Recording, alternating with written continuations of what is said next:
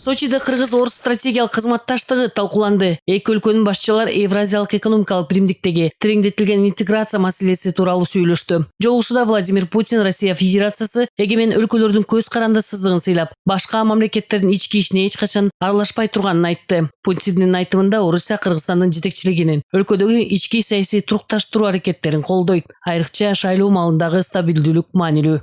Последовательно поддерживаем ваши усилия руководства Кыргызстана. Сиз билесиз, биз сиздин Кыргызстандын жетекчилигинин өлкөдөгү ички саясий туруктуулукту бекемдөө боюнча жасаган күч аракеттерин дайыма колдойбуз. Сиздин бул аракеттериңиз уланат деп ишенебиз. Биз сизди мамлекет башчысы катары Кыргызстанды жана анын элин колдоп, өлкөнүн өнүгүүсү үчүн алдыга койгон ири максаттарды ишке ашырууда колдойбуз. Россия Федерациясы эгемен өлкөнүн көз карандысыздыгын сыйлап, башка мамлекеттердин ички ишине эч качан аралашпайт.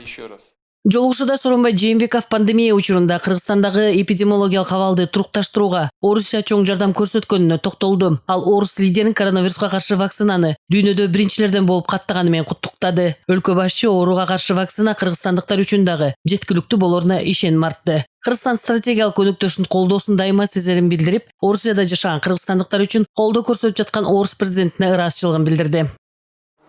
Хочу вам сказать большую благодарность за такую поддержку.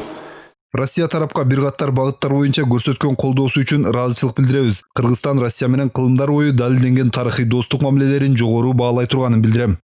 Владимир Путин Евразиялык экономикалык биримдикте энергетикалык жана инфраструктуралык долбоорлорду эки тарапка пайдалуу иштешине кызыктар экенин билдирди. Былтыр эки мамлекеттин ортосунда соода жүгүртүүсү кыйла көбөйгөн. Орусиядан Кыргызстанга жөнөтүлгөн экспорттун көлөмү 25%га жогорулаган. Путин Жээнбековдун өтүнүчү менен Кыргызстанга буудай жөнөтүү көбөйгөнүн кошумчалады. Орусиядагы сапары жыйынтыкталгандан кийин президент расмий сапар менен Венгрияга барат.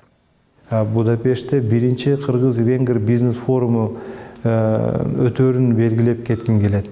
Биздин ишкерлер венгриялык өнөктөштөр менен түз байланыш түзүп, Венгриянын өнөр жай ишканаларына иш менен барып таанышат.